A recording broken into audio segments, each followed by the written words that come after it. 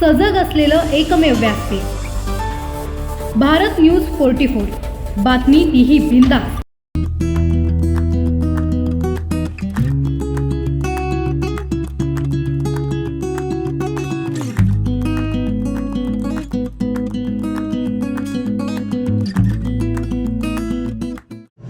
ज्या आता फुटपाथवरती जे लोक धंदा करतात भाजीचं आणि अनेक धंदे आहेत तिथे करतात, तर आमच्याकडून भारतीय जनता पार्टीकडून असं कधीही नाही, भेदभाव कधी केलेला नाही का हा आपल्या पक्षाचा आहे का तो त्या पक्षाचा आहे.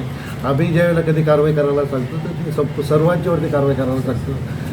आम्ही आता सुद्धा आम्ही खामगाव गल्लीमध्ये तीर्थराज सोसायटीच्या बाजूला एक मोठा ओपन प्लॉट आहे, तर तिथंशी सुद्धा आम्ही आयुक्तांच्या बरोबर असून आमच्या घटनेचेही तिथंशी चांगल्या पद्धतीने मार्केट होईल अशी आमची प्लॅनिंग चालू आहे. हे जे सर्व जे धंदा करतात फुटपाथवरती आणि त्या लोकांना सर्वांना, म्हणजे ते भाजीवाले असू द्या, मच्छीवाले असू द्या, मटणवाले असू द्या, सर्वांच्या कटलरी जे धंदा करतात त्यांना सर्वांच्यासाठी तिथेशी चांगल्या पद्धतीने बिल्डिंग मार्केट जी बनवायची चालवली आहे. तशी सेक्टर 7मध्ये आता हे काम चालू होतं मार्केटचं. आम्ही कधीही असं भेदभाव केलेला नाही का आमचे भारतीय जनता पार्टीचे काही लोक धंदा करतात आणि काही दुसऱ्या पक्षाचे करतात, असं कधीही नाही. कारवाई झालेली आहे ती सर्वांच्यावरती कारवाई झालेली आहे. कधीही तुमच्या विरोधकांचं असं पहिले ज्या वेळेला शिरकोनी जे डेव्हलपमेंट केलेल्या बिल्डिंग आहे, आता ए टाईप असू द्या, सी टाईप असू द्या, डी टाईप असू द्या, PL5 असू द्या, या सर्व आता ए टाईपची परिस्थिती अशी खराब आहे का तिथेशी पावसाळ्यामध्ये सलाब वगैरे पडतात. नागरिक जे राहतात गरीब लोक आहेत तिथेशी राहणारे मध्यमवर्गीय लोक आहेत आणि मग त्यावेळेला तिथं धोका होऊ शकतो.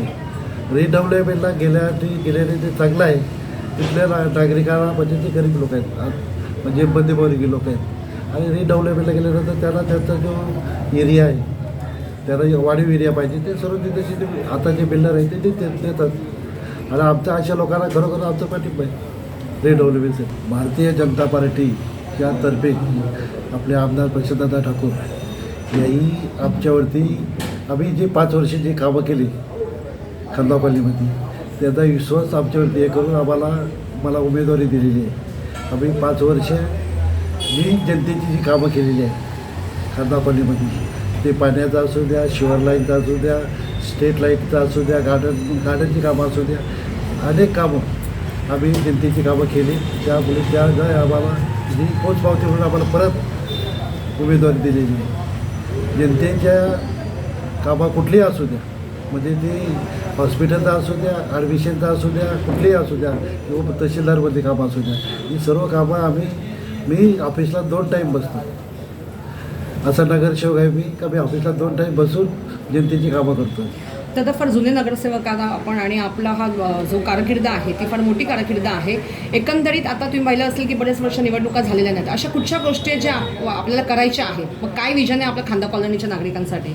खामगाव कॉलनीमध्ये कामं जे आमच्याकडून जी राहिलेली कामं आहेत विजय नंतरचं ते खांदेश्वर तलावाचं सुशोभीकरण ते आमदार साहेबांच्या मी बोललेलं आहे. ते जे आपलं जिल्हा नियोजन फंडातून आपल्याला ते आमदार साहेब निधी देणार आहे आणि त्याचा तो काम होणार आहे. दुसरं राहिलेलं आहे तर आता काही रस्ते आहेत ते आपण दुसऱ्या निवडणुकीच्या नंतर आपण सर्व खामगाव कॉलनी ते रस्ते कॉन्क्रिटीकरण कसे होतील याच्याकडे आपण लक्ष घालणार आहोत. दुसरा विषय आहे का शिरकोनी पूर्वी शिवर लाईन टाकलेली आहे. ज्या वेळेला शिरकोनी हे डेव्हलपमेंट केले त्यावेळेला शिरकोनी शिवर लाईन टाकली होती की आता जी त्यावेळेची त्यांची जी रणनीती होती, म्हणजे त्यावेळेचा त्यांचा त्यावेळेचा लोकसंख्येने पकडली तर आताची जी लोकसंख्या त्यावेळेची लोकसंख्येच्या हिशोबाने कमी होती. आताची लोकसंख्या जास्त असल्या कारणाने शिवर लाईनच्यावरती जास्त लोड येतो आहे आणि मग शिवर लाईन चॉकअप होते, ओव्हरफुल होते.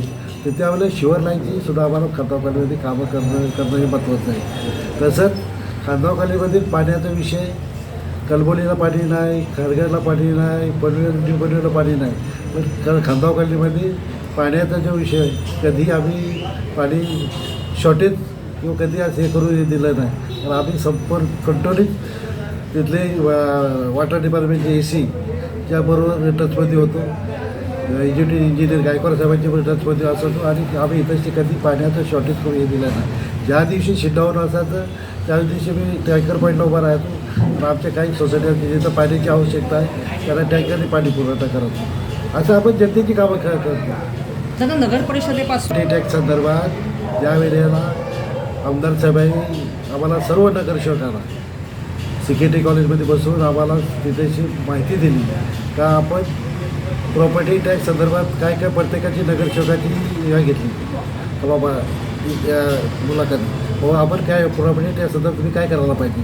तर त्यावेळेला आम्ही सर्व नगरसेवकांनी सांगितलेलं आहे का महानगरपालिकेने जो प्रॉपर्टी टॅक्स लावलेला आहे हा आपल्याला कसा कमी करता येईल. तर त्यावेळेला मग आम्ही तिथेची महानगरपालिकेचे काही उपायुक्त होते आणि आम्ही आमदार साहेब होते, आम्ही सर्व होतो. त्यावेळेला बाबा सर्व आजूबाजूच्या महानगरपालिका आहे त्यांचा आपण त्याचे किती टॅक्स आहे. नवी मुंबई महानगरपालिका, कल्याण महानगरपालिका आहे, बाजूला आपल्या सर्व उल्हासनगर वगैरे ह्याचे किती टॅक्स आहे यांचा आढावा घेऊन नंतर आपल्या इथं महानगरपालिकेमध्ये कमीत कमी आपण इथंशी 35% काहीतरी आपण कमी केलं. नागरिक आहे का मतदार आपल्याला करा नागरिकांना म्हणजे आम्ही इथलं मी नगरसेवक नाही, मी त्यांचा खांदापल्लीतले कुटुंब प्रमुख म्हणून मी देशी कामं करतो. मी राजकारण म्हणून करत नाही, मी खांदापल्लीतले कुटुंब प्रमुख त्यांच्यातलं एक कुटुंब प्रमुख म्हणून मी आपण काम करतो. म्हणून माझा विश्वास आहे का ते मला मतदान करतील. मी जी कामं केलेली आहेत त्याची पोचपावती मला देतील. आपण या खांदापल्लीमध्ये सर्वात मोठा रमाबाई भवन याचं काम चालू आहे. खांदापल्लीमध्ये मोठा चॅनल आहे त्याचं शिवशुभीकरणाचं काम चालू आहे. खांदापल्लीमध्ये अनाथ जे ज्येष्ठ नागरिक असतात त्यांच्या बिल्डिंगचं काम चालू आहे. खांदापल्लीमध्ये 33 KVची जी लाईन वंजीशवरून आलेली ती न्यू पनवेलला यायची, न्यू पनवेलच्या सबस्टेशनमध्ये यायची आणि तिथून खांदापल्लीला यायची. तर त्याच्यासाठी मी 2 ते 3 वर्ष आम्ही पाठपुरावा केला आमदार साहेबांकडे. प्रत्येक मीटिंगमध्ये मी विषय घ्यायचो. आता आपल्या जे ठाणे नाक्यावरती जो सबस्टेशन झालेलं आहे त्यातून आपल्याला वामा बिल्डिंगचं नवीन सबस्टेशन दिलेलं आहे. लाईटीचा प्रश्न आम्ही तो लाईट जात होती तो प्रश्न मिटलेला आहे. अशी अनेक आम्ही कामाची मार्गी लावलेली आहेत. खांदापल्लीचं जेवढं गार्डन आहे गार्डनमध्ये शिडकोनी पाणी बंद केलं होता. गार्डनमध्ये सर्व झाडं सुकली होती, मेली होती. तर तिथंसुद्धा तिथे पाणी कसं भेटेल ते गार्डनमध्ये त्याचंसुद्धा आम्ही नियोजन केला. खांदेश्वर तलावाचे तिथून पाईपलाईन केली, सेक्टर 7च्या गार्डनला आम्ही तिथं पाणी दिलं. सेक्टर 9च्या इथे तिथेशी बॉरिंग मारायला लावली, तिथेशी महानगरपालिकेच्या टँकी आणली, तिथेशी पाण्याचं बंदोबस्त केलं. हे सर्व आपण गार्डनमध्ये नागरिकांना सकाळी जिम पाहिजे तिथं जिमची व्यवस्था महानगरपालिकेच्या माझ्या नगरसेवक निधीतून आमदार साहेबांच्या नगरसेवक निधीतून मुलांना तिथं खेळण्यासाठी हे सर्व साहित्य पाहिजे ते चांगल्या पद्धतीने आमदार साहेबांच्या निधीतून माझ्या निधीतून आम्ही तशी उपलब्ध केलं. प्रत्येक गार्डनमध्ये हे सर्व ज्या सुविधा आहेत नागरिकांना ज्या पाहिजेत त्या सर्व देण्याचा आपण प्रयत्न केलेला आहे. माझ्याकडून मतदारांना आमचे सर्व मतदार बंधू भगिनींना माझ्याकडून हेच हे राहील का तुम्ही विश्वास जे खोटे लोक जे खोटा प्रचार करतात अशा लोकांच्यावरती विश्वास न ठेवता आम्ही तुमचे एक कुटुंब प्रमुख आहेत कुटुंबातले तुमच्या, आणि मी काही नगरसेवक नाही, मी तुमच्या कुटुंब प्रमुख या नात्याने मी तुम्हाला आवाहन करतो तर तुम्ही जे विकास कामं करणारे आहेत आमच्या पाठीमागं कोणतरी आहे म्हणून आम्ही विकास कामं करू शकतो. आमच्या मागं इथे स्थानिक आपले जे आमदार आहेत आणि आमदारांच्यामुळे आम्ही आणि तिथे गटनेते परेश ठाकूर यांच्यामुळे आम्ही कामं करू शकतो. म्हणून मी नागरिकांना आवाहन करू शकतो का ज्या विकासाच्या पाठीमागे आपण राहायला पाहिजे आणि हे जे लबाड गोष्टी कुठे करतात खोट्या गोष्टी करतात त्यांच्या काही आयुष्यात काय होऊ शकत नाही अशा लोकांच्या तुम्ही मागे लागून नका. अशाच नवनवीन अपडेटसाठी बघत रहा भारत न्यूज 44. सत्याचा प्रकाश, बातम्यांचा विश्वास.